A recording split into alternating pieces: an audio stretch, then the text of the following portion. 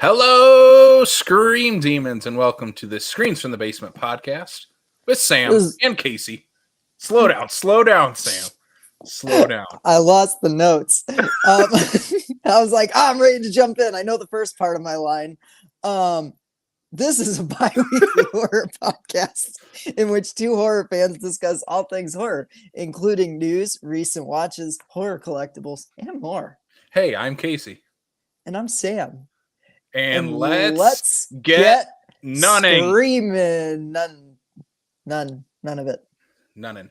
Nonsense. Nonsense. This is a nonsense show where all we do is talk about nonsense and more nonsense. That's what we should have titled this episode instead. Nonsense. Nonsense. No, nonsense episode. This is going to be a nonsense episode because we are talking Nun Ya Business, the Nun, and the Nun II. We are talking about the latest film in the Conjuring Universe, aka the second best universe in all of cinematic universes. I think after Phase 4 we can. I think after Phase 4 we can say this is the best cinematic universe. Hot takes. At the top. I'm just saying. I don't know if I agree with that. Maybe when we get the Farmiga sisters teaming up in a movie, then I'll be like, it's the best. Like, you can't argue that. Maybe in the Nun 3? The Nun 3? The Nun 3? Two Farmigas? Two Farmigas.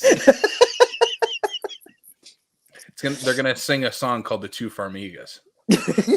That's the end credit song. And it'll be to the tune of Two Banditos by the Lonely Island. Yeah, but Ghost instead of the Lonely Island. Yeah. With Patrick Wilson. Yeah. He can at least play guitar or something on it. We're already starting off crazy on this one. Sam, how the heck are you on this Tuesday, or if you're listening to this on the podcast feed on Friday? How was your day, period? My day was a little tiring and exhausting. It's been a week already, but I got to bring my new car home this weekend. Woo. I've been feeling like a boss driving through town with it. So it's been a good week. Just I'm like, oh my God, it's only Tuesday. So much has happened. But yeah, how about you, man? How have you been? Same. I feel like we haven't actually talked much in the last few weeks. No, not really since the last episode. I was in Des Moines for 5 days over Labor Day weekend. Yeah. That was awesome. I can kind of talk about it here, I guess. I have some pickups that I've gotten there and elsewhere. Went to Rob Zombie and Alice Cooper.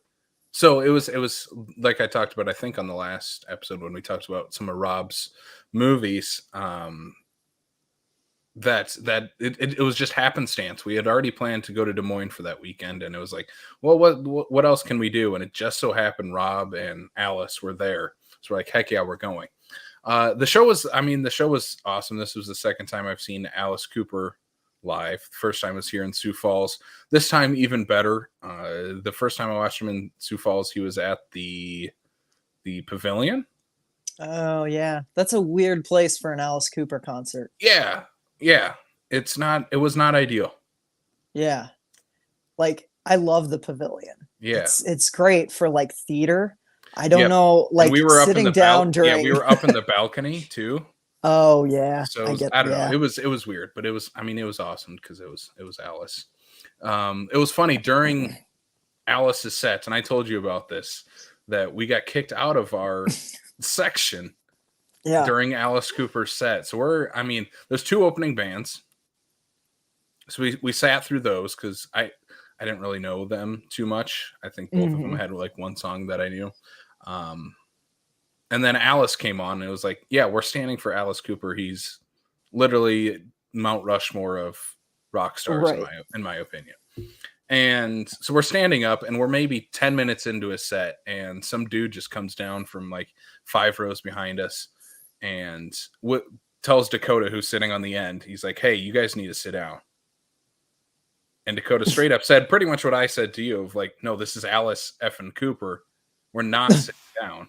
Well, yeah, like I've never been to a concert where standing up is frowned Yeah, upon and we in a weren't. I mean, venue we like weren't. what you were at. You were at the Wells Fargo, right? Yeah. Yeah, yeah. So we were like directly across from the stage on the other side of the arena, probably, I don't know, 8 rows up in the first level of bleachers. Boris cameo. Hey, So Boris. it's not like we were like in the nosebleeds or anything like that. And I mean, there was tons of people in our section and sections next to us sitting up or standing up. And so we didn't sit down. We refused to. Some other guy comes down to Dakota and like gets pissed. And so Dakota flips him the bird.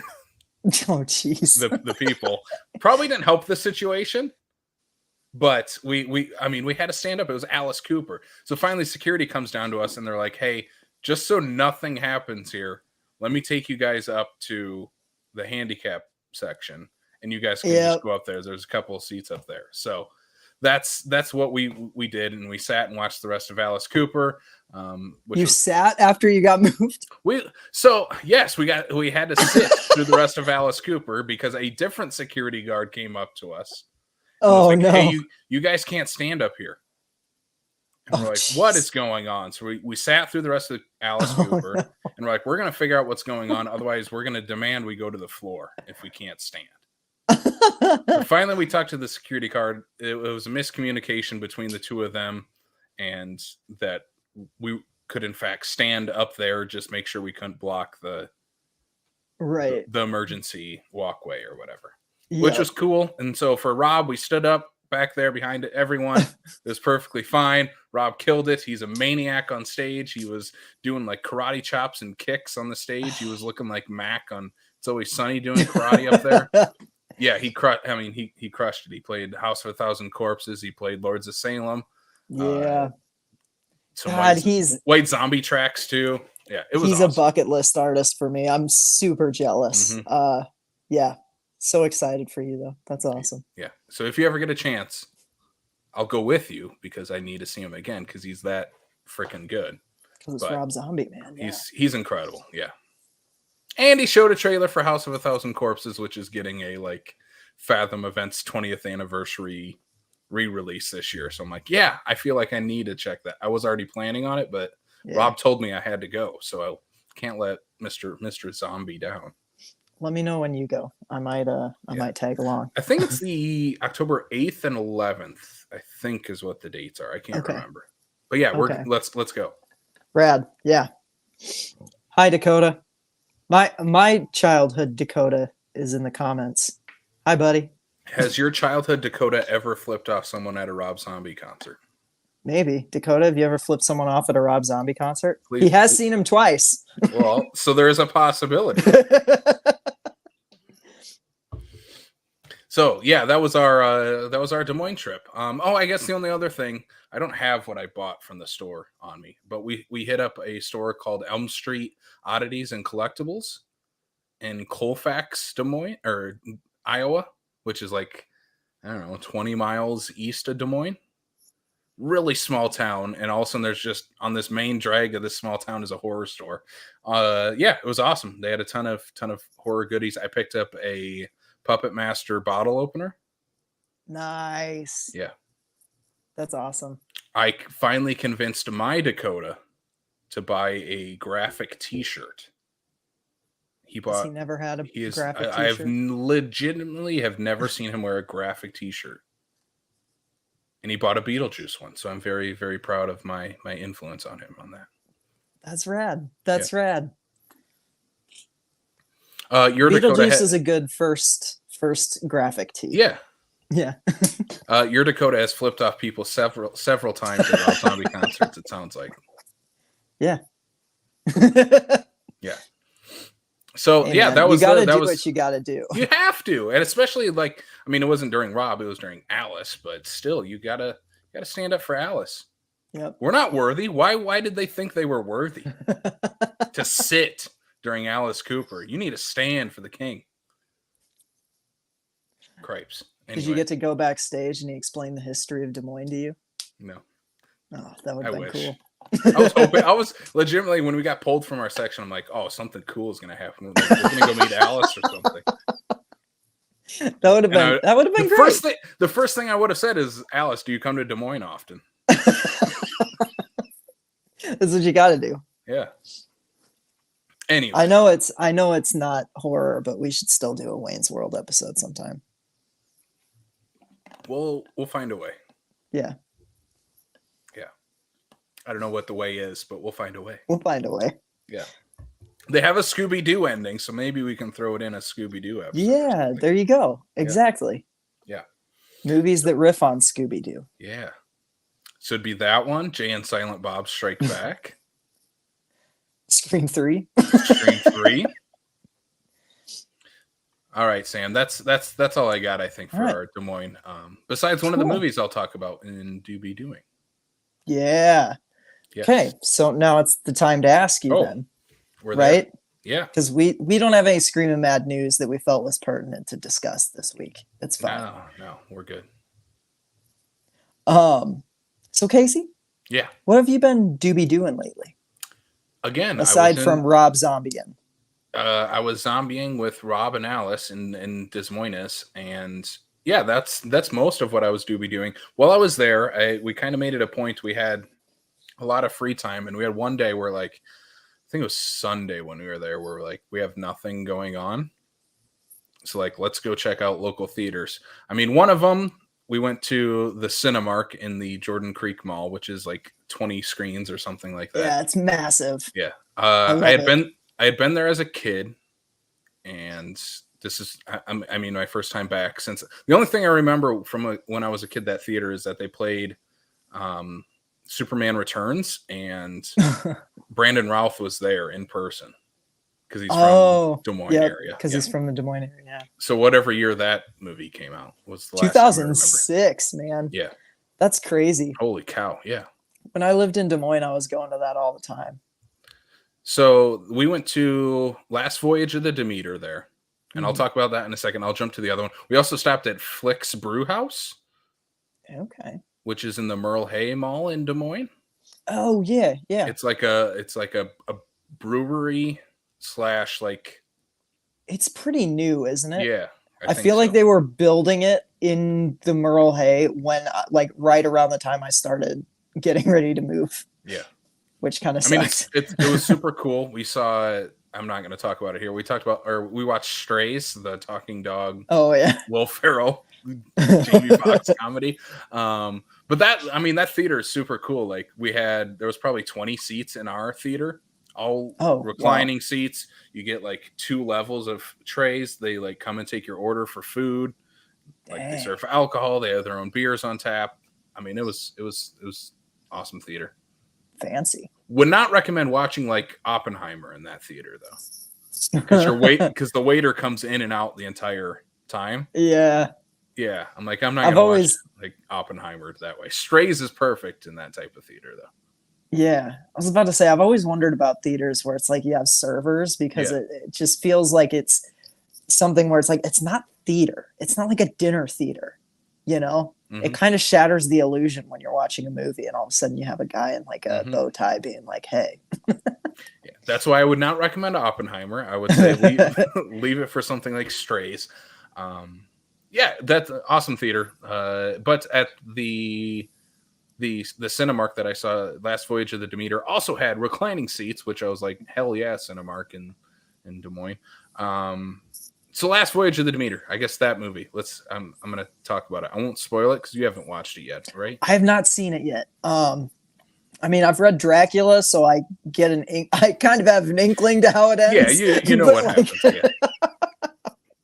So this is Andre Overdahl, who directed Scary Stories to Tell in the Dark. And The Last Autopsy of Jane Doe, correct? Yes. Yeah, or The Autopsy of Jane Doe. Yep. So 2 for 2 in my opinion with those, and this one makes them 2 for 3. I don't think Demeter is a bad movie. It's just a very forgettable movie, unfortunately. I mean, you take a small section of Dracula in the Dracula novel, what it's It's a one or chapter. it's I like mean, it's literally just a like the couple captain's pages. log. Yeah. Yeah. And you try to stretch that out into an hour and 40 minutes long, hour and a half, whatever it is. And unfortunately, the characters are very paper thin. You don't get a firm grasp on like who everyone is or why you should really care about them. I think the acting's really good.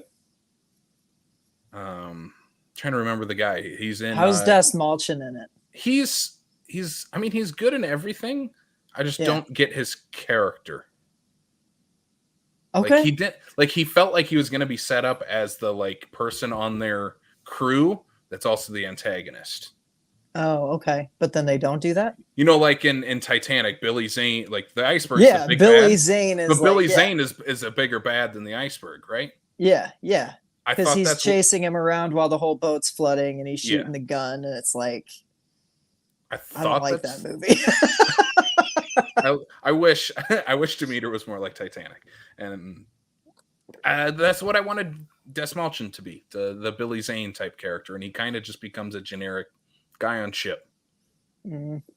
That's a bummer. Yeah, I'm trying to remember the lead actor. I don't want to forget his name because he was in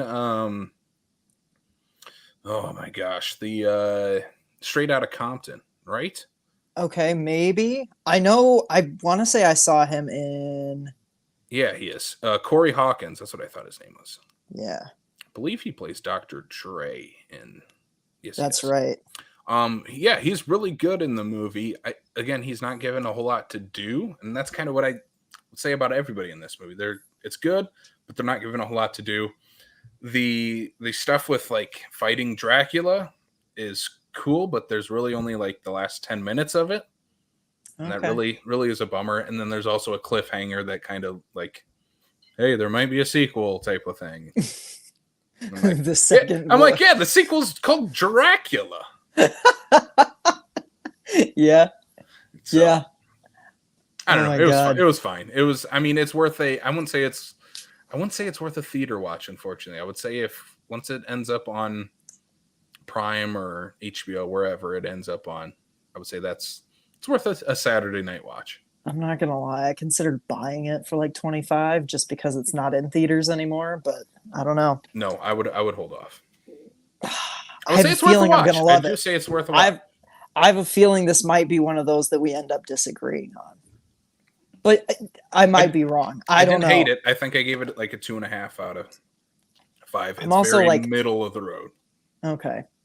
I don't know. Maybe I will end up not liking it because I am extremely hyped for it, even after hearing your thoughts. It is not sad that you are excited for Five Nights at Freddy's, Dakota. I am excited for Five Nights at Freddy's. Matthew freaking Lillard. It looks like a ton of fun. That second trailer like hooked me.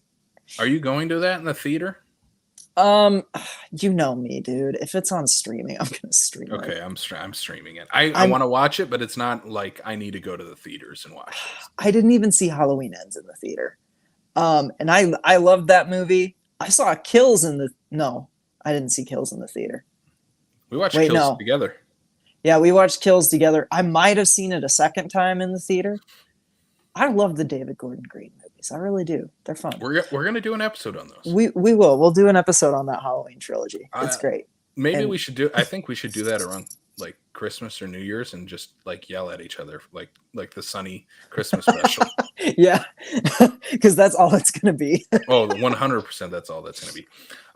The other thing I have for recent watches, I watched Dylan's New Nightmare, which is the Nightmare on Elm Street fan film. From the same group that brought us the Never Hike Alone, Never Hike in the Snow group.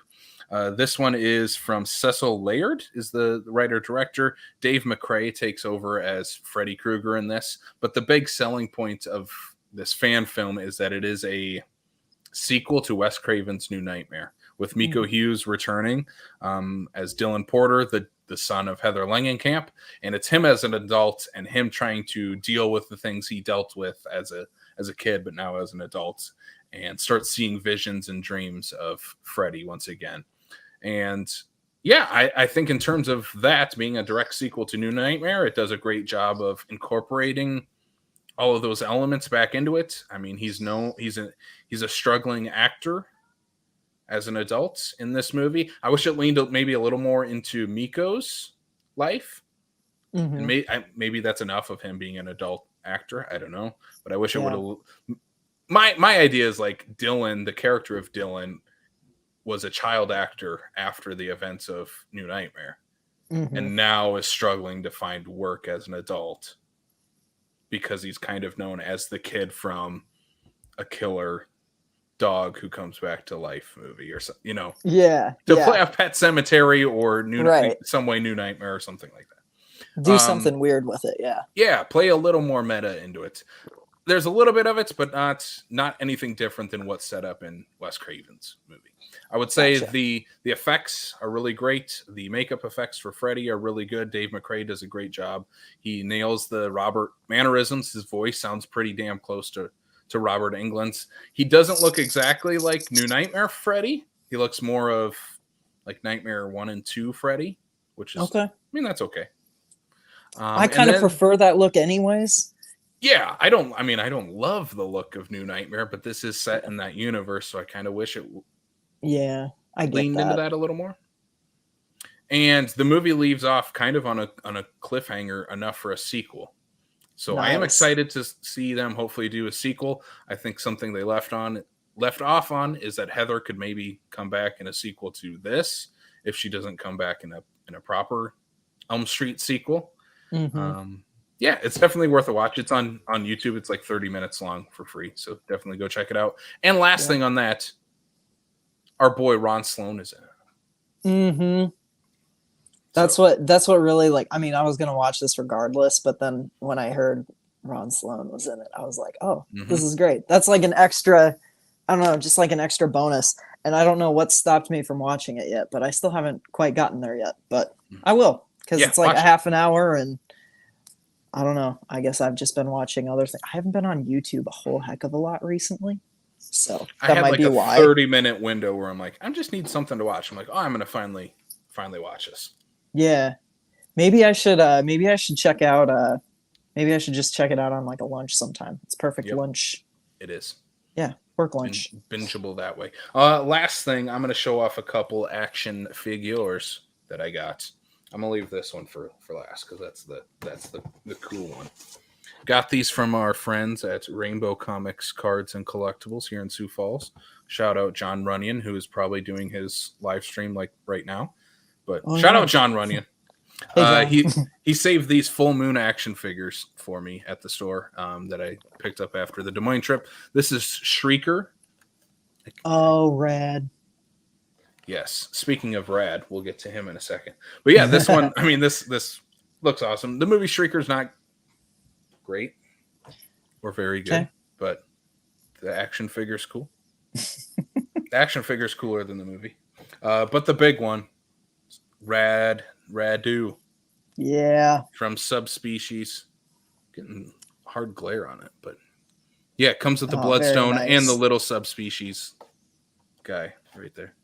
Yeah. Yes. These look incredible. I love these. Unfortunately, Rainbow has like 3 or 4 Puppet Master figures there, and I'm like, I might have to get those too. But yeah, those look, I mean, they're incredible.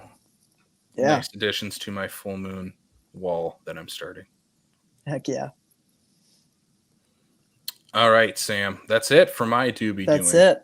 All right. I know you have a lot of doobie doings for watches. Sam, what the heck are you doobie doing? You know what? Just since it got brought up in the comments, I did watch the Fall of the House of Usher trailer that just dropped today. The new Mike Flanagan series. Dakota shouting out Haunting of Hill House and Haunting of Bly Manor in the comments. Those are both incredible shows that I've been... Wait, you've seen Hill House, right, Casey? I've seen Hill House, okay. Yep. I've been bugging you to watch Bly Manor since it came out. I need to watch all of his series. I haven't watched anything past Hill House, unfortunately. Yeah, Bly Manor. I don't know. Bly Manor might... I need to watch incredible. Bly Manor. I need to watch Midnight Mass. I need to watch... oh, God. Midnight Mass is incredible. Midnight... What's the other one? Midnight The Midnight Club. I have not finished that one. It's just a different beast. That, yeah. No, and it's just... It's very heavy. Okay. In a different way than what his normal... Hill House isn't? Yeah, it is. I don't know. It's just different. It deals with kids, so it just feels a little bit more heavy, I Okay. guess. I don't know. Anyways, moving on. Um, I did not make it out to They Live for the 40th anniversary Fathom screenings. I was super bummed, but I ended up watching it at home anyways. And that movie is a masterpiece. We don't talk about it near enough. It holds up so well. It's just as relevant today. Roddy Piper rules. We don't Like, talk about Roddy Piper in that movie enough. I think no, we I don't. think I think the movie gets a lot of love. I don't think Roddy gets enough. Roddy's incredible in this Incredibly. movie. Like, he's genuinely, like, it's not like, oh, that's a good performance for like a wrestler. Like, no, that's just a damn good performance. Ah, and his like 11-minute fist fight with Keith David is so great. They're just like suplexing each other Like in the literally just alleyway. beating the crap out of each other in this alleyway. It's incredible. I love it. Yeah, if you guys haven't seen it, you got to check out They Live. It's such an underrated Carpenter. Yeah, I've been watching a lot of The Munsters, the show. It's spooky season. When I'm looking for a sitcom now, I'm putting on either The Addams Family or The Munsters or What We Do in the Shadows. But but yeah, The Munsters has kind of been my go-to the last few weeks. I've watched a ton of really funny episodes. There's like a stretch from like season 2, episode 16 to about 25 that I am just like super into, and that's streaming on Peacock. So yeah, check out The Munsters. It's such a classic. Not like our logo's based on that. Yeah. I did a rewatch of a movie I hadn't watched in years, like probably since I was living in like maybe Humboldt or Des Moines. So like we're talking years, probably close to a decade. I rewatched American Psycho. Yeah. Holy crap. This movie holds up more than I anticipated it holding up. I know it's a classic, but I remember being kind of lukewarm on it the first time I saw it. And I wonder if I just didn't necessarily get it, for lack of a better term. Like the ending, I think, was like really odd to me. Okay. And I was like, oh, there's just like no, I mean, spoiler, there's no consequence. And it was like a weird, like, you know, fast forward, you mature, you like, you know, live in the real world for a while. And it's like, ending. Oh my God, this hits so hard. Like, yeah, for people like Patrick Bateman, there are no consequences. Yeah, it's insane. Like I love that movie. I love the different interpretations that people have. Like, was it all in his head? Did he actually like? And the fact that the movie leaves it all completely ambiguous. Like, I'm already kind of itching to watch it again, just to like look at it from different perspectives. Because it's a little bit like a puzzle box. It's a little bit like Fight Club, where you can look at it a couple of different ways. And Fight Club isn't even as ambiguous as this is, you know? Like, yeah, I had a like 2-3 year stretch where I was legit obsessed with American Psycho. I get it. And I did a presentation one time on not Patrick Bateman, on Christian Bale, but it focused a lot on Patrick Bateman. And then I wrote a paper in college on American Psycho. Hell yeah. And dude, it's his best performance. Oh, it's easily. Incredible. Yeah. The stuff he's doing in this movie, like do you know what there's not a single other actor his performance that can do it. On? What? Do you remember the Oprah interview where Tom Cruise starts jumping on the couch? No way. Yeah. That's what he did it? Oh God. Yeah. I could see Tom Cruise in that. I think it was that. It was Tom Cruise for sure. I think it was the Oprah thing, but he was like, maybe it was another interview he did with Oprah. Oh, but he's like, there was like nothing behind his eyes, and that's what he based it on. God, that's insane. Yeah, and also accurate to Tom Cruise. Yeah. Love Tom Cruise still. Yeah. Oh yeah, he's a movie star. He's a crazy person, but I'll watch whatever he's in because he tries to die for all of us for entertainment. He's like Jesus. Yeah. Sorry, Dad. Hope you're not watching. So I also rewatched Frankenhooker. I watched the Joe Bob presentation of this movie. Frank Henenlotter just, that dude just doesn't miss. He actually was on Joe Bob for this with the lead Alex Lins, maybe? I can't remember what the actor's name is. The guy who plays... with the actor, not yeah, not not with interesting. Patty Mullen, but with the guy who plays Doctor. Well, I forget what his name is in the movie. Not Herbert West. Yes. This movie rules. Mhm. I love it. I love the cheesy effects. I love the very like weird transgressive ending. I like the pitch black humor is hilarious. Have we talked about this on the show? I don't know if we have, to be honest. I think we have. Maybe we have. I don't think know. we watched it and talked Probably. I watch this movie about once every 3 months, but I actually like really paid attention to it this time, and like I was watching Joe Bob with it, and so I figured it was worth bringing up again. I mean, full disclosure, an episode we're going to do down the road, we're going to do Bride of Frankenstein with Frankenhooker, because I don't know what else you pair with those two with. Oh yeah, I mean they're two very perfect extensions. James Whale walks so Frank Henenlotter could run. Yeah, yeah. Or blow up insane. hookers, either one. Oh, that scene is incredible. It's just... Well, we're going to do an episode because I want to talk about the pimp. He's my favorite character. And his demise. His demise in that movie is it's the best. I love it. Okay. I watched Tammy and the T-Rex. Pretty sure I've talked about Tammy and the T-Rex a bunch on this show already. We're going to move on from that, but everybody should watch Tammy and the T-Rex. It's incredible. Because of our conversation while filming the Last Stop series where I got ganged up on and told that Seed of Chucky wasn't good, I rewatched just to confirm that it indeed is incredible. Don Mancini knocked it out of the park, and it remains one of the best movies in the Chucky franchise. I love Seed. It's disgusting and stupid and hilarious and in very poor taste, and I love all of it. What's next? You really won't even acknowledge it. It's so good. Oh my god, I love it. I told you in our movie group chat my thoughts on Seed of Chucky. That is fair. Okay. I can reiterate them if you want. I just like yelling at you about how you're wrong sometimes. It's the worst theatrically released major slasher movie ever. Halloween Resurrection disagrees. It's better than disagrees with you. Oh god. Anyways, my last. If Chucky was in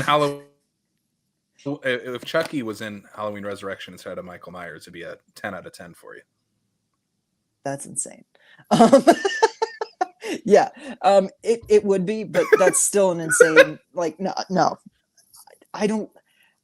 Buster Rhymes, roundhouse kicks Michael Myers, and says "trick or treat, motherfucker" on it.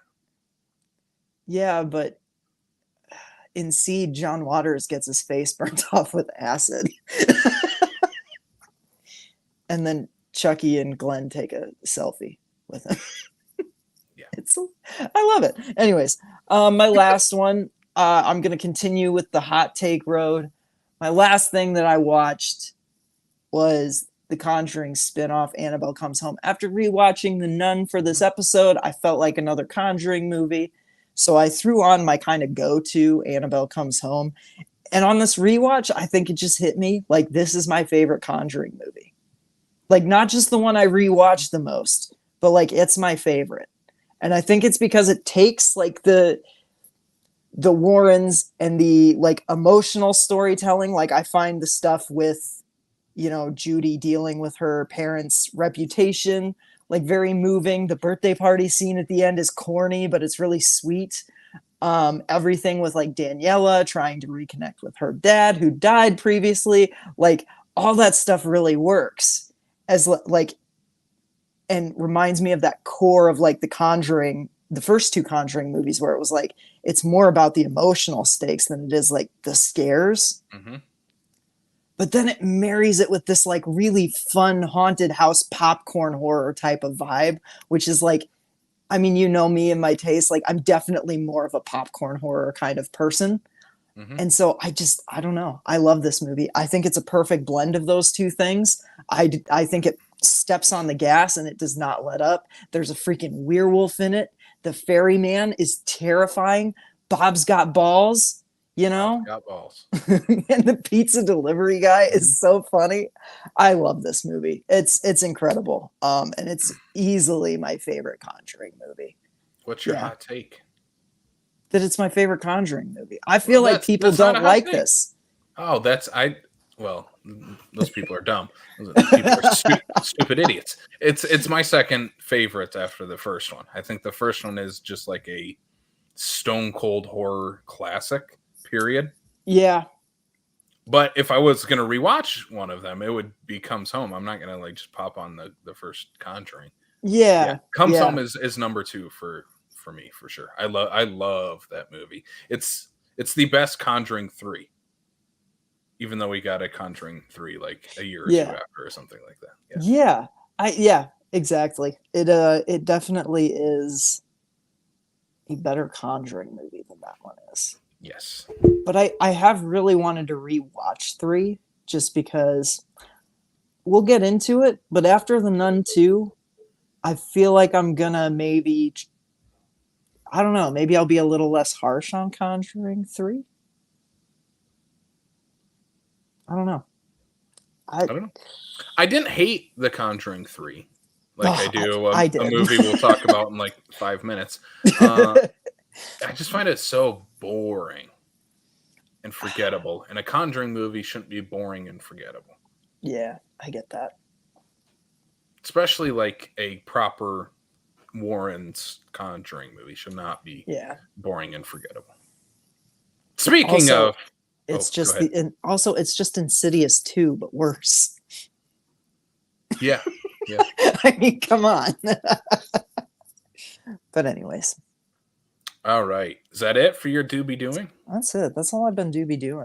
I'll be nice with my transition. I was going to use the boring and forgettable to transition to our next movie, but I'll be nice and just say, hey, the next movie we're talking about is The Nun from 2018. That was very backhanded, wasn't it? That was Yeah, mean. it was. I'm sorry. I apologize to the nun and all nuns everywhere. Yeah, so I actually like this movie quite a bit. All right, the boxing gloves are coming out. We Yeah. are We're gonna fight about this movie. we're gonna fight. We're gonna throw fists. No, we're gonna talk. We're talking about 2018's The Conjuring. Sam, 2018's The Conjuring. The Conjuring, The Nun. Sorry, The The Nun. Nun. 2018's The Nun. It's like they made a Conjuring movie in 2018. They did. It is called The Nun. So this is a spinoff from Conjuring 2, in which the Yes. nun character was introduced in that movie and was really the standout for a lot of people in that movie. Mm-hmm. I think an iconic scene is the hallway into the office scene in the Warrens' house with the painting. Yep. And then the nun is kind of the big final boss at the end of the movie. Yes. She's the one that attempts to stake Patrick Wilson like he's a vampire. Yeah. Maybe he is. Maybe he is. He doesn't seem to age, that's for No, sure. he does not. Sam, what's your history with the nun? So I was a late entry to the Conjuring franchise. I don't know if I even watched a Conjuring movie until I mean, I was in Sioux Falls before I'd ever watched a Conjuring movie. And I remember watching the first 2 Conjurings and thinking they were terrifying. And then I watched Annabelle and I thought that was not as good. Yeah. And then I watched Annabelle Creation and I really liked that one. And so when 2018 came around and the nun was like being advertised everywhere, that teaser got me. That jump scare, it's insane. It's good. I love it. And it still gets me even when it still got me when I rewatched it.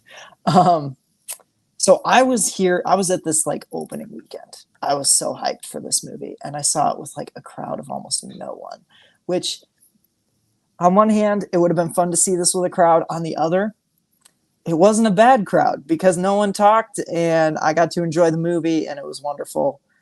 And I'm not gonna lie, I walked out of that movie theater pretty high on that movie. I liked it a lot.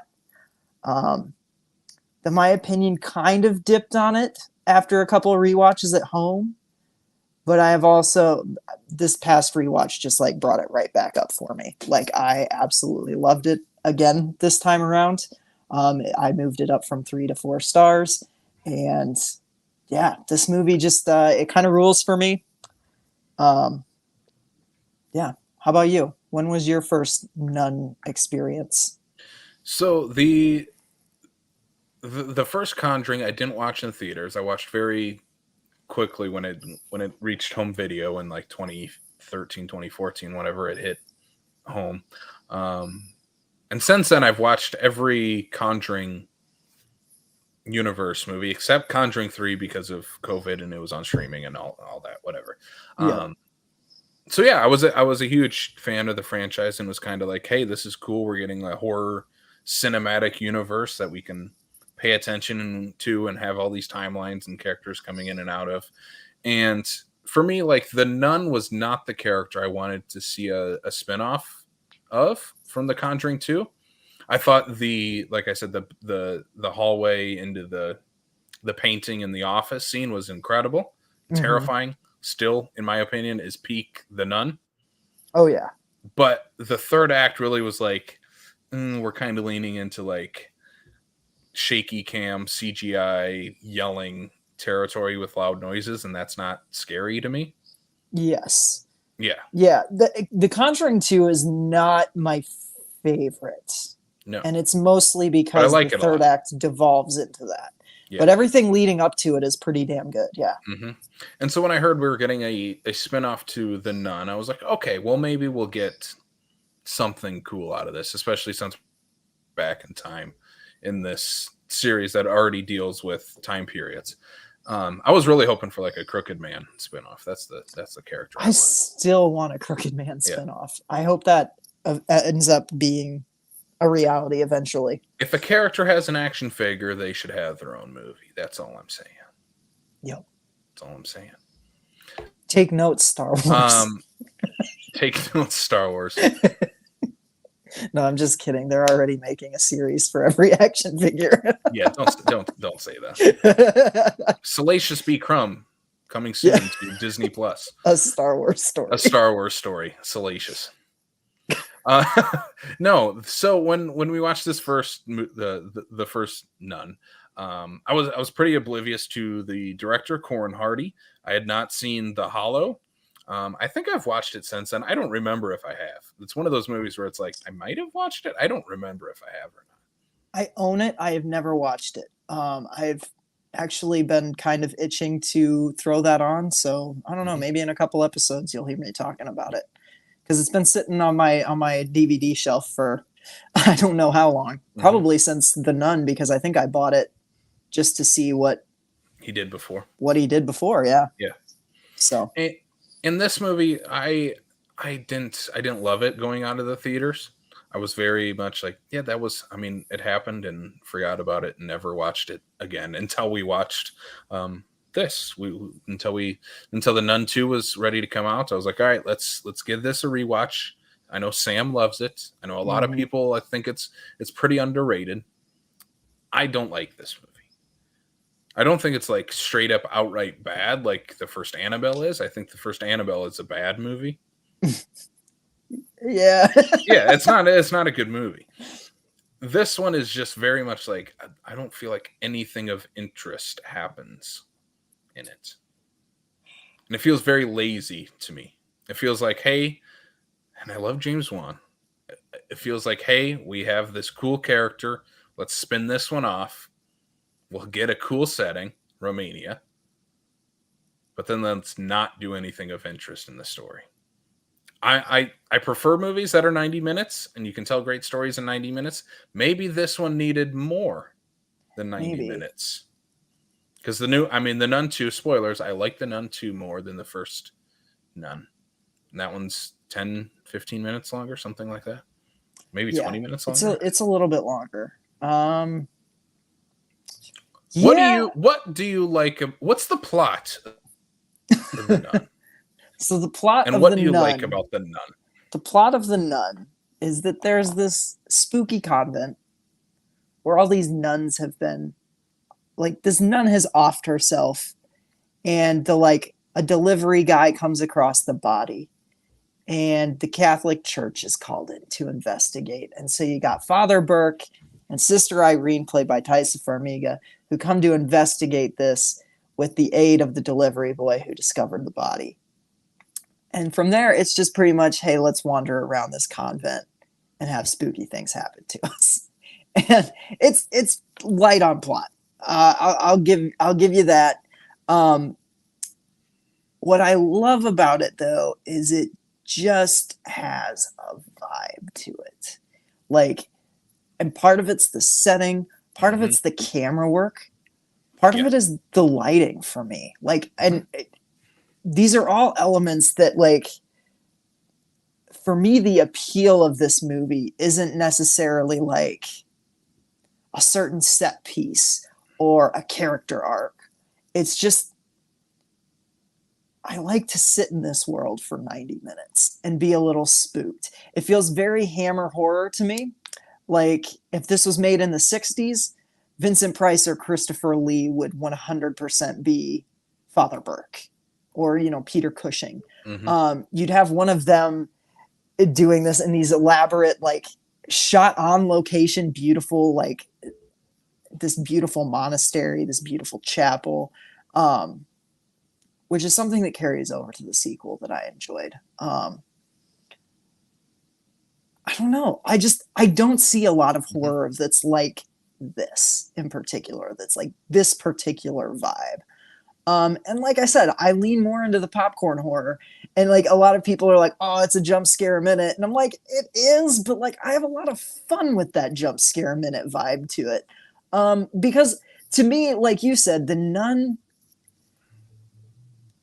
kind of peaks in her first appearance. Like, that hallway scene with the painting is genuinely terrifying. And I don't necessarily know if there's been anything since where I've been like, oh God, like, that's actually utterly, like, that disturbs me to my core. Yeah.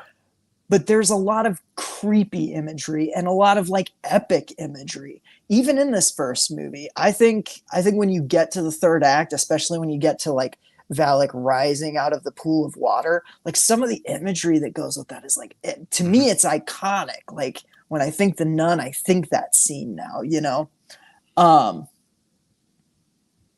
So yeah, I don't know. Like, I love this. I think all three of our lead actors, they might not be given much to work with, but they give a lot of personality in their performances. I particularly like Jonas Bloquet as Frenchie, or Maurice. He just, I don't know. He's kind of the heart and soul of this movie. I feel like he's the outsider that's not really religious, but like he wants to help. They got kind of a Sam and Diane thing going with him with Sister Irene. I don't know. This movie to me just like, when I saw it in theaters, it did genuinely like terrify me. Like I was jumping and I was like I was yelping at the right parts, and I don't know. It was a fun time. And I don't think it's the strongest movie in this series, but I think it's one of the most fun movies in this series. Yeah, so my opinion on this is kind of the opposite. The things I like in this movie aren't transferred over to the Nun 2, and that's my biggest problem with that movie. I feel like if we combine these two movies, it's Annabelle Comes Home for me. Of like, hey, we get this spooky fun movie, but also have a little heart and some fun scares in it as well. The thing that really stands out to me is the Romanian setting. I am a sucker for Romanian settings. I love movies set in castles. I think Romania is like the perfect setting for these type of movies. Hello, Full Moon in the early 90s and Subspecies. This kind of feels like this might have been the same castle that they shot all those movies in. And I think the cinematography in this movie, how the castle is shot, is incredible. I think that's for me, that's the MVP of this movie. It is Maxime Alexandre was the cinematographer, worked on a bunch of other movies, including Annabelle Creation, Crawl, the Hills Have Ooh. Eyes remake. Oh, all Shazam. good ones. Yeah. Yeah. Hell yeah. And so I think that's the MVP of this movie for me. The thing that stood out to me, and kind of one of the only things I remember from the movie, is one that it's set in a castle, and I remember the shot of Taissa Farmiga going down the steps, and it's kind of this really big wide shot, and I don't know why, but that like really stood out in my mind. And there's like candles or flames right next to the steps. And I was like, I don't know why, but that really stood out in my mind. It was a really beautiful shot. And the other thing I remember is the game in this movie, the buried alive. It's not a game, I guess. Oh God. But the buried alive scene, and I think that's probably the most effective sequence in this movie. It's in terms terrifying. of like scares, and it has nothing to do with the nun. Unfortunately, it's just a good scare. It's just a good scare. And I'll say this about the Nun, that the best stuff in that movie isn't the Nun. And that's my biggest problem with these two movies together, is like the best stuff in these movies doesn't involve your titular character. And that kind of sucks. It feels like they don't know what to do with this character very much. Because here it's set up that Valak the Nun is this, I mean, it's set up in the first movie that it's a demon that takes the form of a nun. Okay, that's the basic idea. What do we do to expand upon that? Well, here it's just like, it's the evil came one day, and the Crusaders had the blood of Christ, and that's how they stopped Valak from taking over the world or coming into our world to begin with. And that's pretty much what we have now in modern day too, of like these nuns are killing themselves because they don't want to be a vessel for Valak. And that's why Valak is kind of trying to get people to come into the castle, I guess. She's doing a terrible job. They're all killing themselves. So she's doing a terrible job of getting them to come into the castle. Yeah. The thing that I like, the movie I wanted, is the little sequence we get with the Crusaders in the castle. I was like, that's your movie. Have it like the one where they're praying? The one with the Crusaders in the castle? Yeah. Where they had the priest is talking about, this is what happened. They used the blood of Jesus Christ. Okay. Okay. I was like, did they show that at all? But no, you're saying you wish they would have shown that. No, they did show gotcha. that. There's a flashback? Yeah. He's like reading from the book. They showed the Crusade. I don't know how long is this scene? It's like 30 seconds. Okay, I don't know if like I took a bite of like the blood of a burrito or something during that time. I have no idea. I was definitely eating while I was watching this movie, so I don't know. It's in the movie. That's so crazy. I've seen this movie probably like 4 or 5 times, and I don't know why, but I cannot remember what you're talking about right now. Yeah, so it's wrinkling my brain. I wish I went further back and told that story of like these Crusaders are like in the castle. I wish that was the story. Yeah. Well, maybe we'll get that in the Nun 3. Nun 3? The pre-threequel. Per-threequel? Here, I'm going to pull up a picture. Maybe this is going to spark your... Okay. I don't know why the hell that's like not bringing me anything. So yeah, I also I agree, but I disagree on the fact that like the best stuff isn't necessarily to do with the nun, mainly because I just think there's enough imagery in the third act where Valak kind of finally gets to be front and center, to where like I remember moments, like I remember her rising out of the pool. I remember her, you know, like I love the effect. Shot. I love the effect where Frenchie finds Sister Irene. Oh yeah, okay. Yes. Yeah. That scene. Okay. That's it. Yeah. Okay. It's been a week, dude. Anyways. So yeah, I love the effect where like Kaisa looks up and I don't know how they do it. Like, I think it's a blend of like CG and practical makeup, but like Valak's face is like inside hers, like it's like coming out of her, and you can tell that it's Tysa, but it's also like Bonnie Aaron's, and it's just an unnerving effect that I don't know. I love it. I love that shot. I love the scene where Sister Irene's praying, and all the nuns are getting like thrown around her, and then like she's getting the pentagram carved into her back, and then it just ends with the reveal that she's been talking to no one the whole time. And on rewatch, like, it's kind of a little more obvious. It floored me the first time I watched Oh, it, really? dude. Like, Yeah, it knocked me off my feet. I was like, no way. I think you can see it coming a mile away. See, Just because she's the I'm only one dumb that in movies. she's the only one that dude. interacts with them. Like, why would they not come and Greet talk? Father Burke. Yeah, greet the father, or be like, leave this body in their food cellar. Maybe it's because I don't. I mean, I don't know how nuns work, or like nunneries or whatever you call They're them. not monks. But like I just figured they couldn't talk to Father Burke or something, unless, I don't know. I was just like, yeah, I mean, that makes sense. He's out in the like part where the nuns aren't, because he's a dude. Like, I don't know. I didn't grow up Catholic. I grew up Lutheran. We were like the lazy Catholics, Yeah, like we didn't have all the rules and stuff. Lutherans, the lazy Catholics. Yeah. Speaking of, we have a comment Okay. that brings up a movie that I also like, I feel like you can't talk about The Conjuring without talking about Sinister, because I feel like both of those movies came out around the same time, and they're both great. So Dakota, I hope you're still here, buddy. Yeah. So both of these movies, to me, I didn't see Sinister in the theater, but I mean, we watched Sinister together a while back, and like Sinister makes me make involuntary noises all the time, all the time. It's a terrifying And movie. The Nun does that for me too, or at least it did in the theater. It hasn't really on home watching, but like The Nun 2 did it too. I know, because you were sitting right next to me, you could hear it. But yeah, I don't know.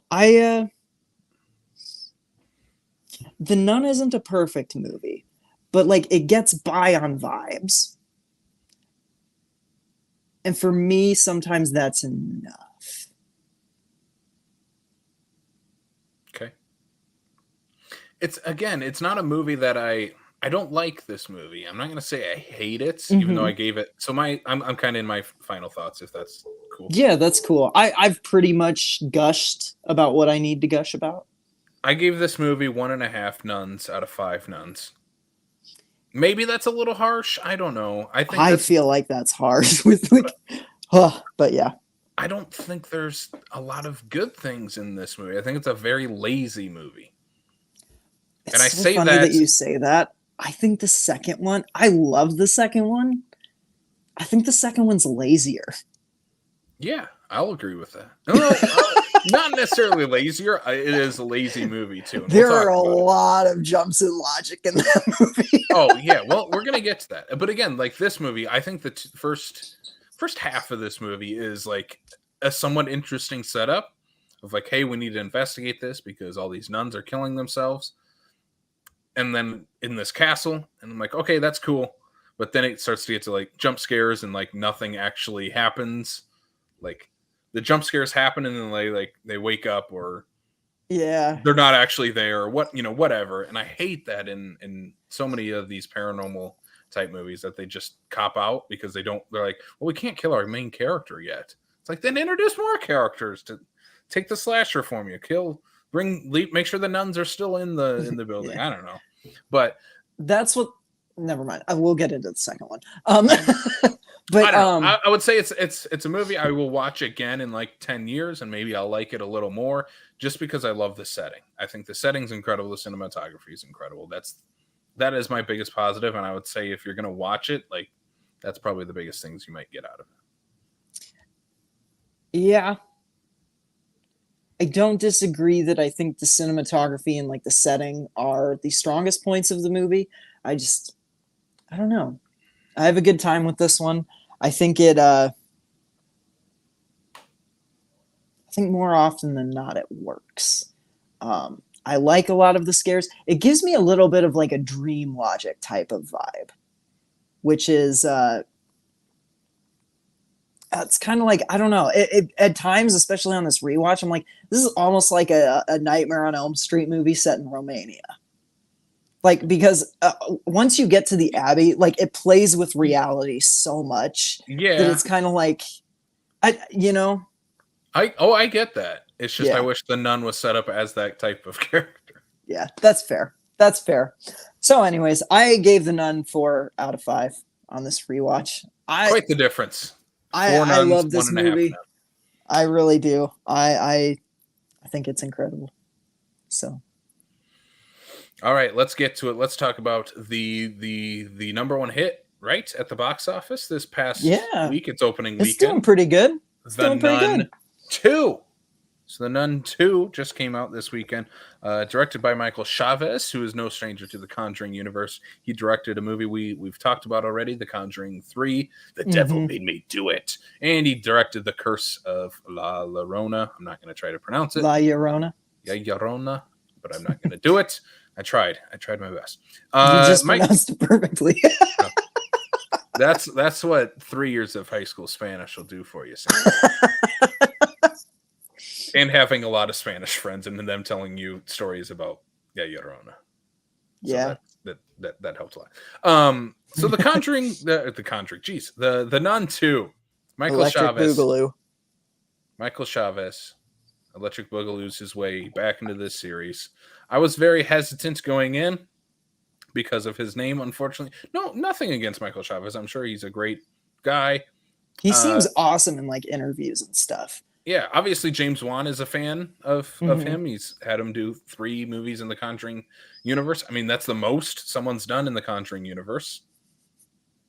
Right? Yeah. It's 3. Because James only did 2. Yeah, even James himself. Everybody else has only done 1 besides Michael Chavez. Yeah. This is now his 3rd movie. Where's Gary Doberman's second movie? Come on. Where's David Sandberg's next movie? Yeah, that's true. And he's been busy with Shazam. He can do. I'm a little glad that they're not doing a Shazam 3 because I like those movies, but I'd rather have Sandberg in horror. Yeah, have him do something else. Yeah. So the this Nun one, 2. What was your? I think you had similar reactions beforehand as I did. Of Michael Chavez was kind of. I think we talked about it on the show. Was our kind of like. Hopefully he does better than the last 2 times. Akilah Cooper is now in the writing seat for this, at least one of 3 writers on this movie. You can definitely see her stamp, her voice is definitely in this movie. There's a little bit of Megan in this movie. there's a little bit of Megan. There's a little bit of, I would dare say, Malignant in this movie. Yeah. There's some weird stuff in this movie. There's some yeah. It's a pretty it's a balls to the wall movie. Yeah. Couple comments here. I'm going to throw these out before we get to your first thoughts. The Nunjuring. I want to see that movie. The Nunjuring. That just sounds like a ninja nuns. After seeing both nuns, this is from Matt Silas. After seeing both nuns within the same week, the sequel seems more memorable in my brain. Sam, what about you? Is the sequel more memorable? I'm gonna right now say yes. I also, for me, this is kind of like comparing apples to oranges because I love both of these movies, mostly for different reasons. Like the Nun 2 is not the Nun 1. Yeah, they're surprisingly different movies. They are like, it's a little, God, I'm trying to think of like another 1, 2 that kind of, it's a little bit like Terminator and Terminator 2. Like there are hallmarks that are brought over into the sequel, but they do something completely different with it. Because I don't know if you feel this way. About halfway through this movie, I was like, it's slower than a slasher, but this is kind of playing like a slasher. Yeah, it definitely plays more like a slasher. Feels like a almost a traveling slasher, because you have the nun going to these different locations and taking people out along the way. We should And say real spoilers quick before we even get into like any kind of plot details. Yeah. Moving forward, we're going to have spoilers. If you haven't seen the Nun II, check out if you don't want anything spoiled, because I mean, we're probably going to get into the third act of this one because it's pretty crazy. There's one spoiler I want to say because I think it's a selling point. But still, warn people. Warn people. Well, here's your warning. If you want to hear my selling point, like why I would recommend this movie, here it is. If not, go away. Be gone. Be gone with you. My selling point is at the end of this movie, there's a goat demon that runs around this winery school, former church. I don't know what it is. It's a goat boarding demon. School with a bunch of like with a places that probably should be remodeled by this point. Yeah, they shouldn't have a wine cellar or a condemned a condemned chapel where statues fall over on people and goat demons come out of paintings. Yeah, so there's a giant goat demon that chases the girls at this boarding school around. That's my selling point. Anyway, we'll talk about that more later. Yeah. So if you're in, go watch the Nun 2 and then come back to this. Oh yeah. Yeah, the first, so again, like I said with the first Nun, I vibe with the first half of that movie. At least a little bit, where I'm like, I'm at least interested. I want to see where you guys go with this. This one, the first half of the Nun 2, I was like, oh boy, we're getting some of the same stuff, aren't we? Because I feel like every scare, even though it is a more slashery, to use that made up term, it feels like we're getting cheap scares. Okay, so are you gonna? Can we talk about the cold open? Okay, go ahead. Because like that opening scene to me just sets the tone. Like to me, the opening of this movie feels very like, oh man, people aren't safe. Like you don't. So this movie opens in a church in France with a priest and an altar boy who are like getting ready for, they're getting ready for mass. The altar boy has to go down to the cellar and get the wine for communion. He brings it back up. You think something spooky is going to happen. It doesn't. They have church. Afterwards, the nun makes the appearance. There's a terrifying sequence where he's down in the basement with a kickball, or a football that he like kicks into a dark part of the room, and it comes back out at him, and he runs up the stairs. That kind of stuff just freaks me out to begin with, and the way it's shot is incredible. Like the way this is shot and edited, like it kind of keeps you on your toes. There's a little bit of an offbeat nature to it where I couldn't quite tell where the jump was coming. You know what I mean? And it just, I don't know. It's very rare that movies are able to do that so effectively these days. Yeah. It's like Silas says, the scene where he lifts up the jug of wine, like that giant glass, that it's like, oh God, what's going to happen? Like I don't know. It had me on pins and needles. And then it ends with that excellent smoke turning into the nun shot. And then the priest goes up in flames in like a cross and levitates up in the air and bursts into flames. Yeah, it's, oh God, it's so gnarly, and it's like totally different than anything you've seen in the first one. And I kind of knew from that moment, I'm like, I'm gonna love this movie.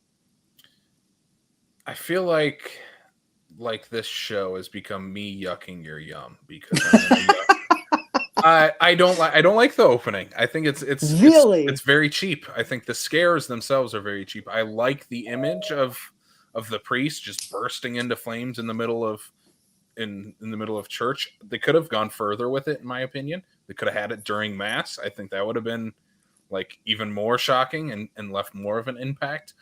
But yeah, I think the scares with the glass breaking behind the kid and the kickball, I feel like we've seen that in so many different movies.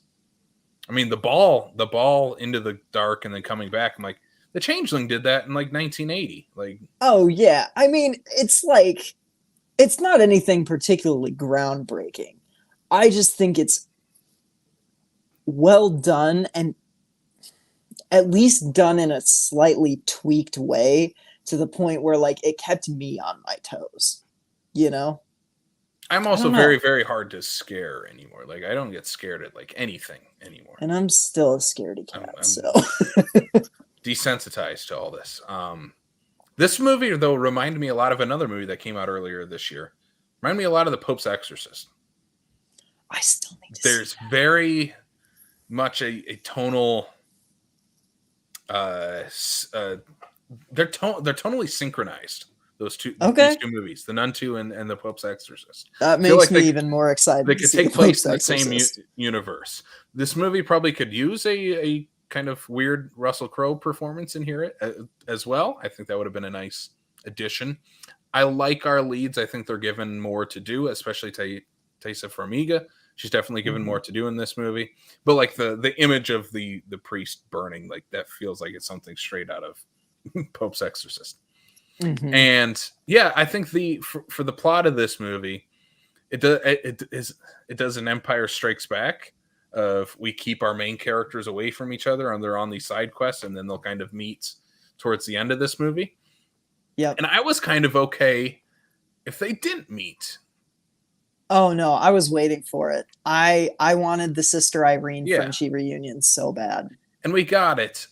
My problem with Frenchie in we're jumping all over the place. My problem with Frenchie in the third act is he's not scary because we all like him.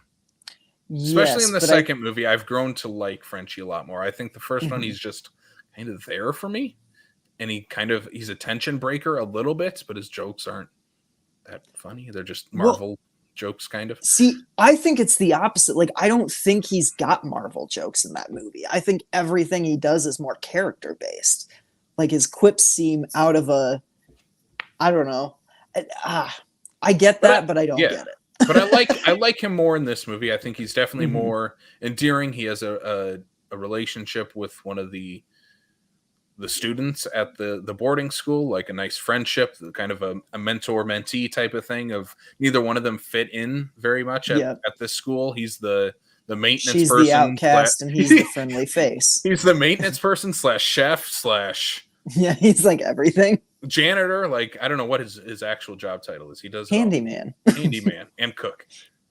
Because that's what what they called him in the He's so like, well, and exterminator because the headmistress is like, there are roaches in my quarters again. Go fix it. And I'm just like, he's gardening right now, lady. Frenchie does it all. He does Charlie work. He does Charlie work. He does Charlie work. Yeah. Yeah. And so I like him a lot more in this movie. And I think also Sister Irene, Taissa Farmiga, is given a lot more to do. The other nun introduced. Storm Reed is Sister Deborah. Yep. I think she's a nice addition. I don't think she's necessary for the movie. She's a character. She's a character there, so Taissa Farmiga has someone to talk to, which is kind of a bummer. I feel like we could have done. Maybe it's more so we could have done a little more with those two together. I agree, but I also the thing that I love about this movie is it does a lot of Chekhov's gun things. You know, like it sets up everything it sets up is paid off. And I know it's like kind of basic, but I love their exchange on the train as they're heading to France, where they talk about like communion wine not actually being the blood of Christ. And Sister Irene's comment to her is like, it is when you have faith that it is. That's the beauty of it. Like, and I'm saying it very less eloquently than what they do in the movie. That's but basically what they say. Yeah, but essentially it's like setting up like, if you have faith, you can make it happen, right? Well, then not like a scene later, it introduces you to the wine cellar in the school, and you just know, you're like, oh my God, I can't wait for that to happen. And when it does, it's just a great payoff. Like, and this movie does that throughout. And it's something that I feel like La Llorona seemed too random and like had stretches of like very, in my opinion, boring sequences where I was like, oh gosh, I'm so checked out. And then like It has 2/3 acts, and it just starts dragging. Um, The Conjuring, the Devil Made Me Do It was better paced, but like I found a lot of the scares kind of cheesy. I didn't particularly like the like demonic possession stuff at the end. This movie to me is like Michael Chavez kind of like just finally stepping into his own as a director. And like he's still figuring out his unique cinematic voice. I think there's a lot of borrowing from other movies in this, like his previous two. But I think he's part of it's the editing, part of it's the cinematography. I really hope he works with those two, like his editor and his cinematographer on this one again, because I feel like they brought out his best instincts. Because like these scare sequences are all setups and payoffs in a pretty beautiful way, if not terribly inventive. Does that make sense? Yeah.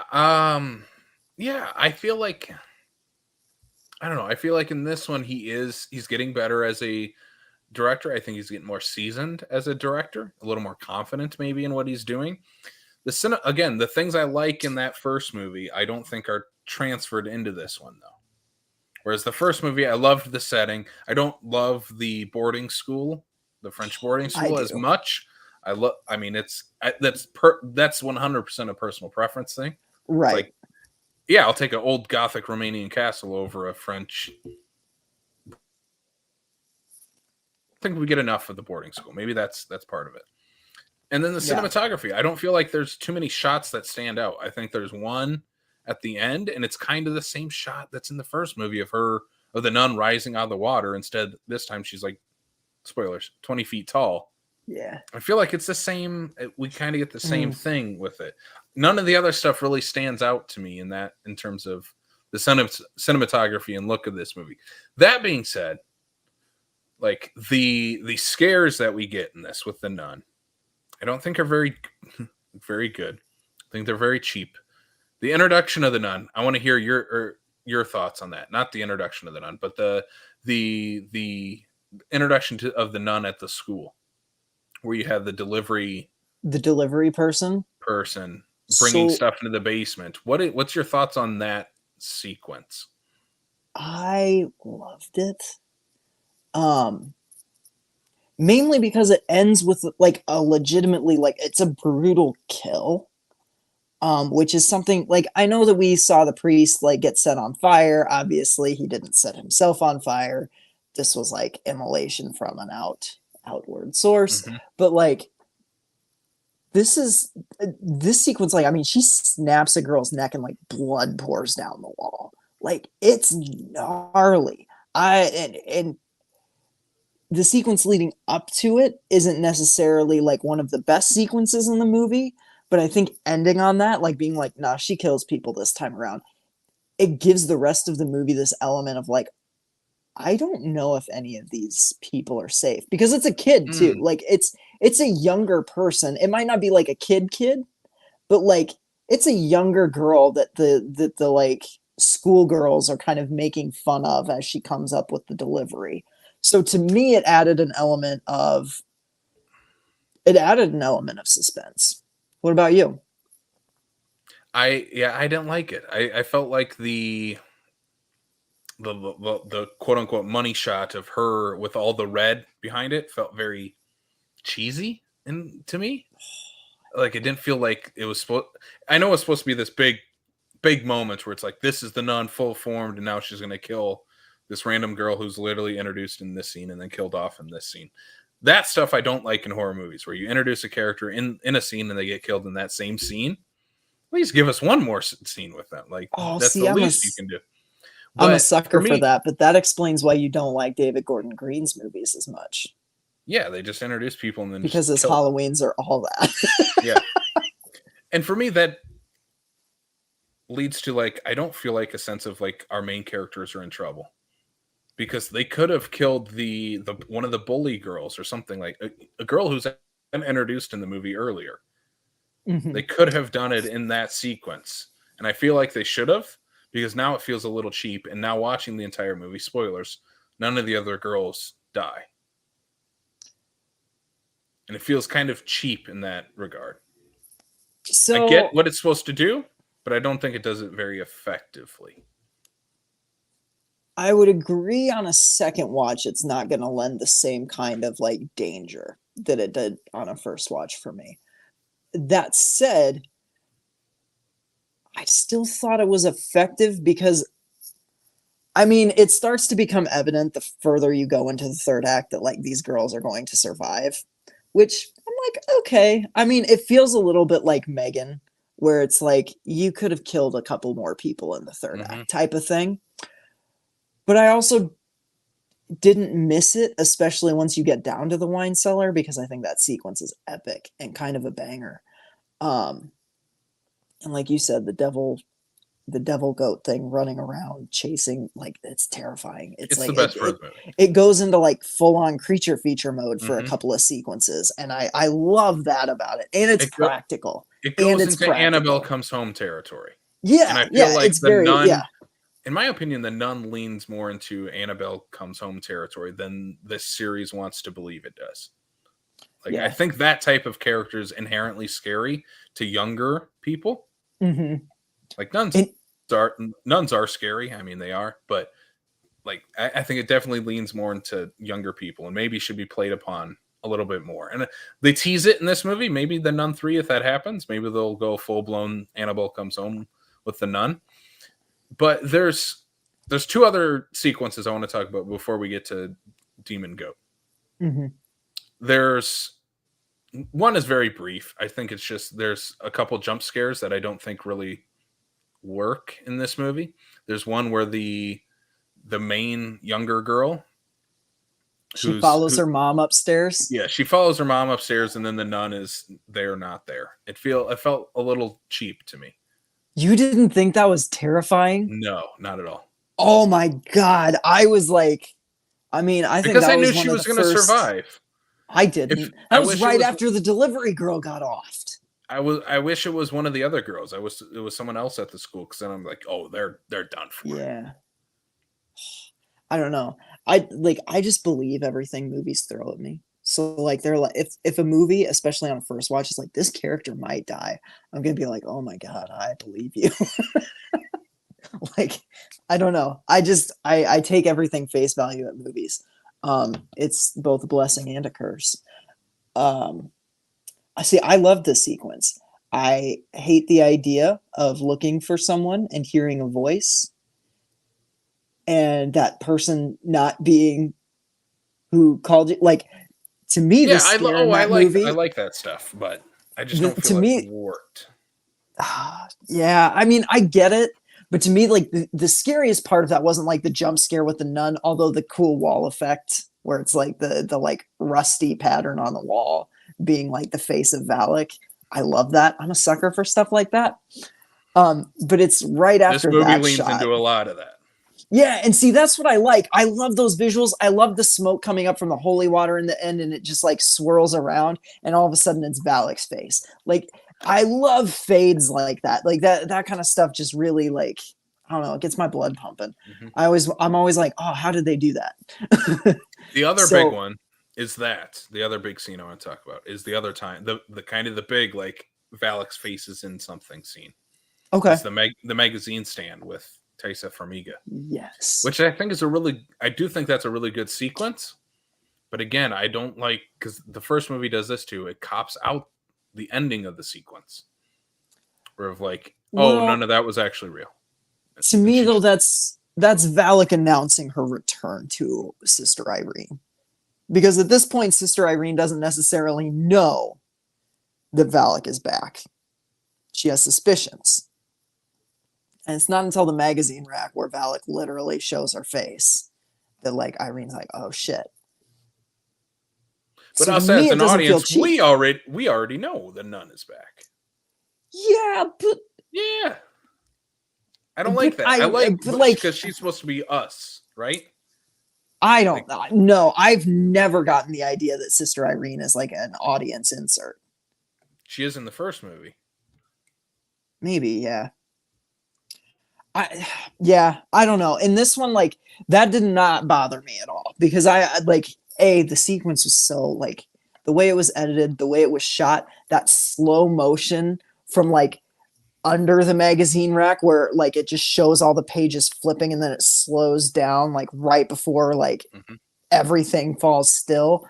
And there's little glimpses of the nun in those pages too. Yeah, it's a good sequence.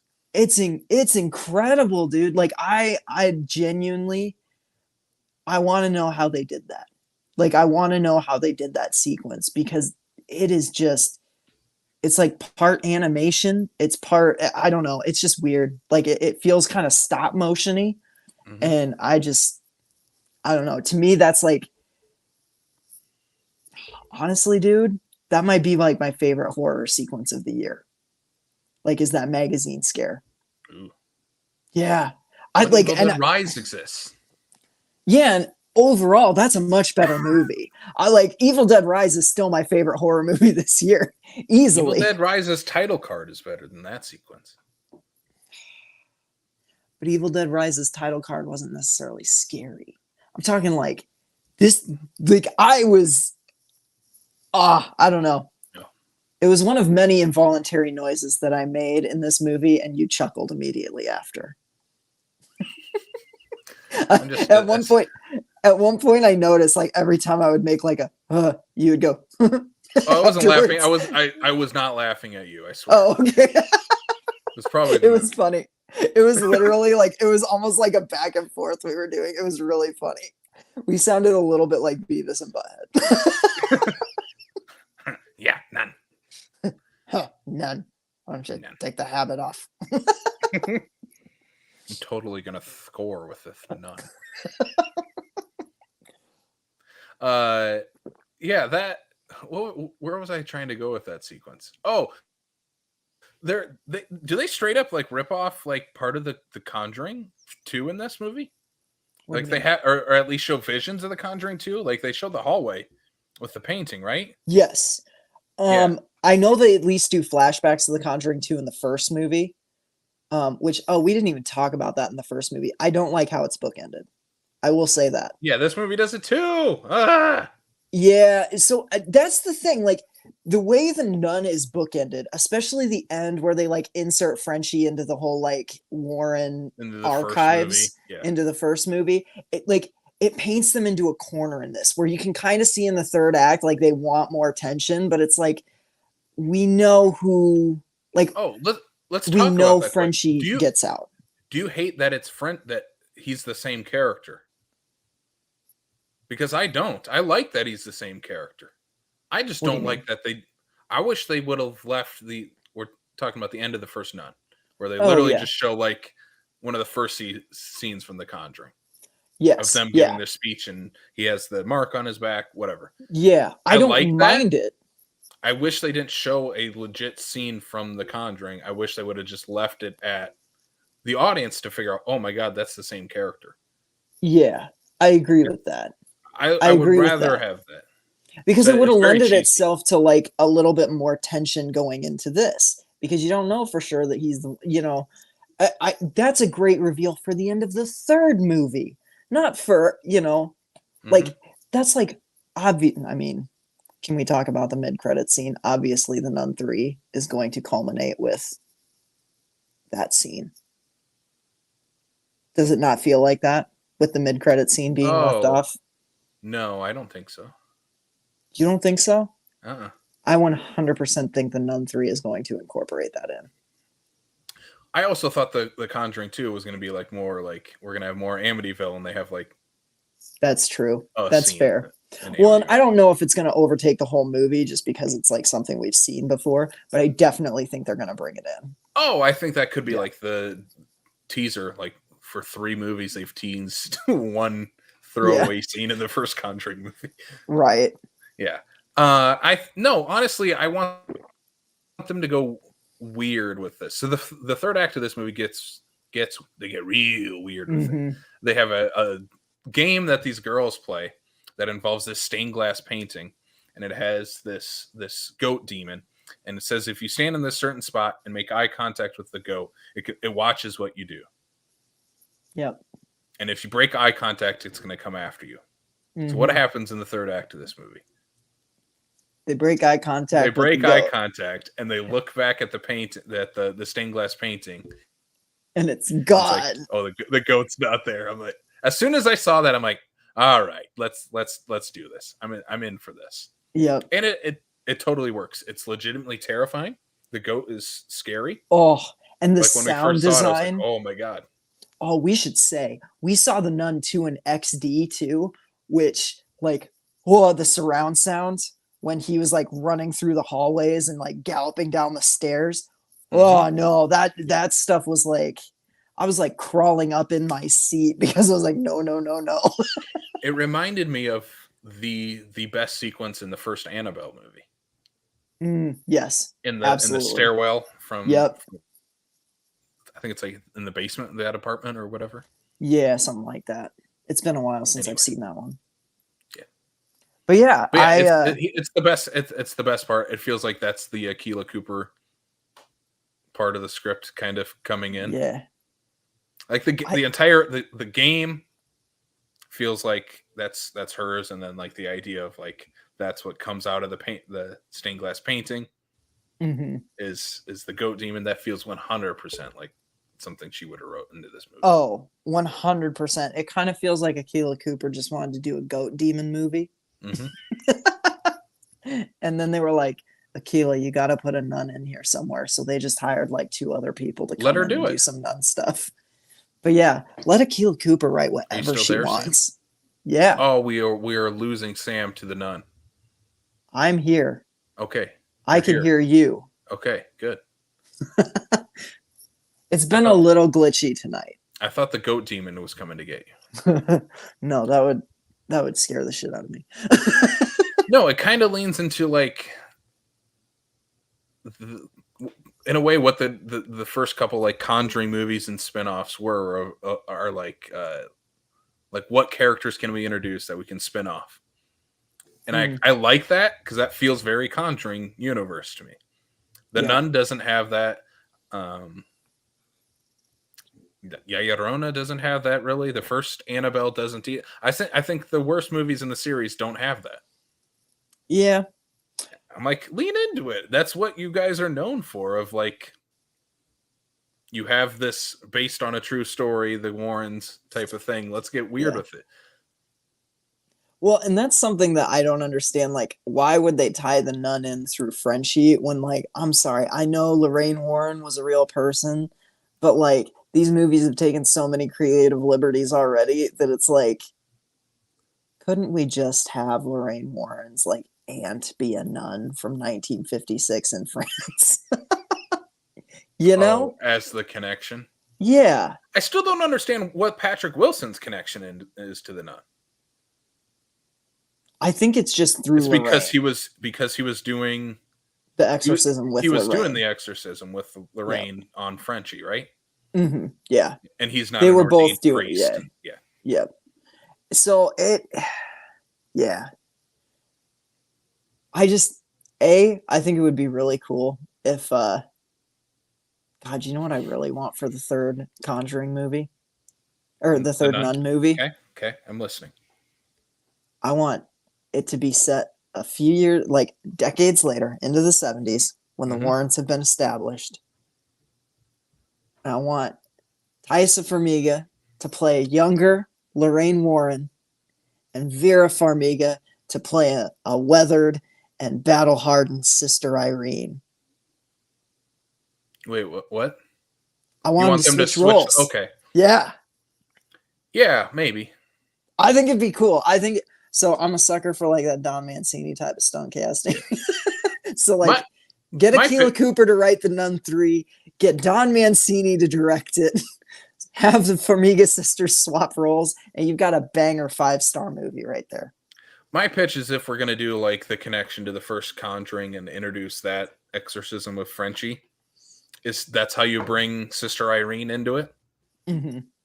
And it takes place, 15, maybe 20 years in between the first Conjuring and the Nun, the events of the Nun. Thaisa Farmiga looks exactly the same now as she did in 2012. So there's no reason she couldn't have also aged 10 more years older and play that. So that would be my pitch. Just have it take place in like 1969 or whatever. Yeah. Takes place in a hippie era. Irene is now a hippie. She's no longer a nun. She left the church, but who has to bring her back in? But she comes back to Ed get and Lorraine. superpowers and save Frenchie. Mm-hmm. That's one thing I love about both of these movies, is they treat like your vows of faith as like you're gonna get superpowers because of this. Like there's like a whole suit up like where Father Burke and Sister Irene are like suiting up for the finale of like The Nun, and I just think that's the funniest thing, but like also so cool. And they kind of do the same thing with this. Like they turn the nuns into superheroes. Like they just have powers, and I love it. I want them to lean into it a little more, though. I want them to lean into the cheesiness. I want the third nun to have like ninja warrior nuns that are like throwing Scarlet Witch fireballs at each other and shit. They're throwing crucifixes instead of ninja stars. And it's like an army of nuns. Yes. That's what you call it. Army of nuns. The Nuns of Templar. All right, Sam, final thoughts. Nun 2, Electric Boogaloo. I loved the Nun 2. Honestly, after talking about this movie, I might like it more than the first. I think I do like it more than the first. That said, it's a very different beast. It's kind of like if you took the first Nun and put it in a blender with like the Da Vinci Code and National Treasure. Mm-hmm. And if that doesn't sound good to you, you're probably not going to like it. But I mean, it worked for me. I loved getting more of Frenchie. I loved getting more of Sister Irene. I thought it sucked that they were just like Father Burke died. I was like, we couldn't even get a Damien Bashir cameo. Like, come on. He's dead. But no, I really dug this. I thought Bonnie Aarons once again very much brought it. Like she's so good in The Habit. I don't know. Some really cool, like epic visuals, especially in the third act. I don't know. This one's another banger for me. I am 100%. My flag is planted in like I am going to defend both of these movies as some of the best in the Conjuring universe. I love them both. I highly recommend both. Highly recommend both. So those are my final thoughts. I loved The Nun 2. It'll probably be in my top 10 of horror this year. Interesting. Yep. I'll give this one a recommendation. I liked it a lot more than the first one. I think there's a lot more to kind of take in this one, as far as characters, as far as a payoff in the third act. I think it has a lot of fun in the third act. My biggest gripes, I think I've already talked about them. The nun herself is kind of my biggest gripe of both of these movies. I don't think she's fully utilized to her fullest potential in either movie. And maybe that's just the character for me. I don't know. But yeah, I'll give it a light recommendation. I gave it a 3 out of 5. It's not going to be in my top 10 by the end of the year, but I don't think you're going to like be pissed you went and watched this in the theaters, or when it ends up on HBO Max. You're not going to be mad you watched it. Especially if you wait till streaming. If you're pissed you watched it, then I question your taste. And get through the first couple acts. It's at least an enjoyable, it's a fun third act. Get to the third act and I don't know how you can watch that third act without a big smile on your face. Like I just God, I dug it. We didn't even talk about like the head teacher or whatever. Oh God, yeah. Like cockroaches come out of her mouth. That was awesome. Yeah. That's like the one scene that I actually didn't like. Oh really? I didn't like her opening the mouth and I'm just like, it played similarly to the fat bloated corpse in The Conjuring 3, which I found more cartoonish than scary. I liked the sequence around it. I just didn't like that visual. I was like, I don't know. It was like the one thing that didn't work for me. That's so funny that you brought it up. Yeah, I liked it. I thought you were talking about her death sequence, which I thought was really mean and brutal, and I kind of loved it. Oh, yeah. Like where the Valak is literally like puppeting the ghost of her son to beat her to death with one of the like incense holder things. Like that one, I didn't like the sequence. It looked a little goofy. Oh God, I don't know. I thought it was mean. I thought it like it made me want to laugh while also very much like being like, oh God, that's really awful to this character. Like you paint her off as this like bitch, and then you make her sympathetic, and then you kill her in the meanest way possible, and it's just like, Akilah Cooper, you're brilliant. Like I don't know why Megan did not have like, they've ruined that movie by not having it, like not letting her kill more people in the third act. They did. Yeah, I mean, same with this one. More people needed to die. Fair. But yeah, I loved it. I don't know. That's Nun II. Check it out. Nun II Electric Boogaloo. All right, Sam, let's wrap this thing up for this episode. How do we wrap things up? How do we wrap things up? How do we close out this ceremony? It's time for plugging. Well, let's get to the plugs. Where can people listen to our lovely, lovely spooky podcast? Well, if you like this and you don't watch us live, which you should, we really enjoyed having everybody commenting live. This was fun. This was a great hangout. But if you don't do that, you can always catch the podcast. It drops on Fridays. You can subscribe to us on Apple, Spotify, Google. Anchor's not a thing anymore, right? It is really not. It is. Yeah. It's Spotify for podcasters. So Spotify. That's right. Okay, so subscribe to us on Apple, Spotify, Google, wherever you get your podcasts. We're there. You can check us out on YouTube. We are on the YouTube. We are on the tube. You can also check out our merch. We have merch. You can rep your favorite horror podcast. Go to tpublic.com. Is it just /Screams from the Basement, or just search Screams from the Basement on TeePublic? Yeah. TeePublic has a weird, like, you have to put like @ username. It's weird. It's just search for Screams from the Basement or find it on our socials. Yeah. We post it. Speaking of socials. Yeah. Speaking of socials, you can follow us on Facebook, Twitter, TikTok, and Instagram. And Casey, I know we say this every time, but I actually have some ideas for TikTok videos. I cannot wait to actually film and edit them. So be on the lookout for that. We are going to get active on TikTok.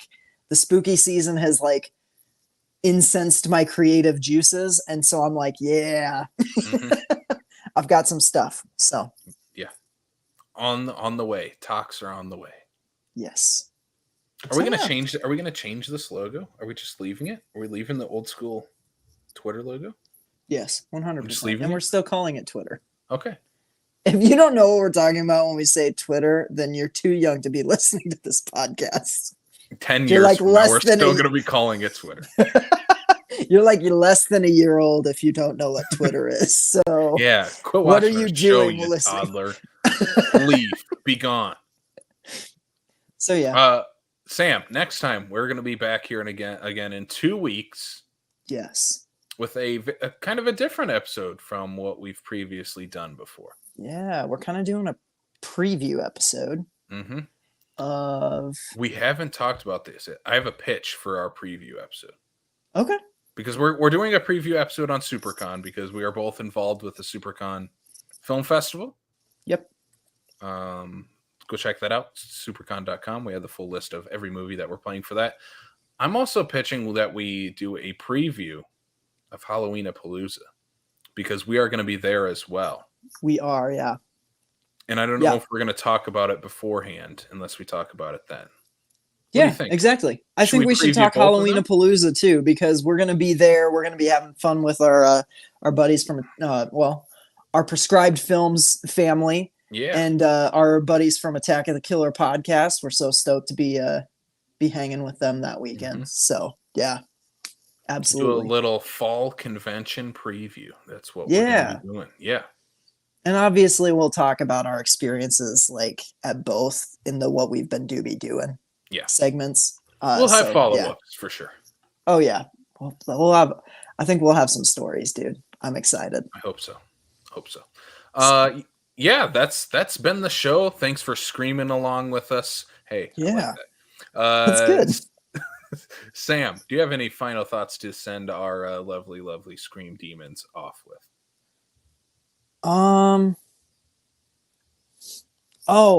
I had Scream 2 on in the background right before I showed up on this podcast, and it's the best Scream movie. So go watch Scream 2, everybody. More on that next time. Thank you all for tuning in. And sweet screams. Sam is a crazy person.